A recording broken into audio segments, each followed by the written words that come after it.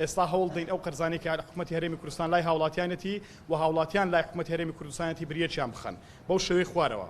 ئێمە ئێستا لە هەرێمی کوردستان حکوومەتی هەرێمی کوردستان قەرزی کارەبا، قەرزی بانکە پسپۆرەکان واتە نیشتە زێبوون، قەرزی هاوسەرگیری بە یەکەمیانەوە کە کارەبایە بە کارەبای ماڵان 312 ملیار دیناری لای هاوڵاتیانە، قەرزی بانکە پسپۆرەکان نیشتە زێبوون 157 ملیارە، قەرزی هاوسەرگیری 521 ملیارە و کۆی گشتی ئەمە دەکاتە نزیکەی 1 ملیار دلار.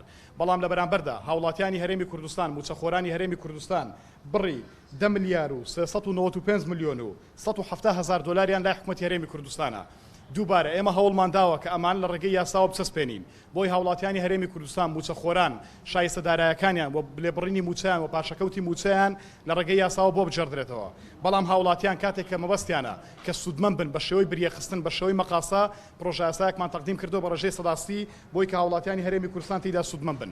لێرەدا دوو بابەت گرنگە کە ئاماژەی پێ بکەین. یەکەمینیان ئەم لێخۆشبوونە یاخود ئەم بریەخستنە بە شێوەیەکی ئارەزوومەندانە بێت، واتە هەر موچەخۆرێک مافی ئەوەی هەبێت کە بتوانێت بە شێوەیەکی ئارەزوومەندانە داوا بکات بەشێک لە پاشەکەوتی موچە بریەک بخرێ لە بەرامبەر و قەرزانی کەلایەتی و دومینیشیان بە ڕێژەی سەداسی تێپەڕ نەکا بۆی کە بە داهاتوو حکوومەتی هەرێمی کوردستان کاتێک کە دۆخی دارایی بەرەو باشتربوون دەڕوا کە ئێمە پێمان وایە ئێستاش باشە ئەم پارەی بژێڕێتەوە بۆ خەڵکی هەرێمی کوردستان و موچەخۆرانی هەرێمی کوردستان.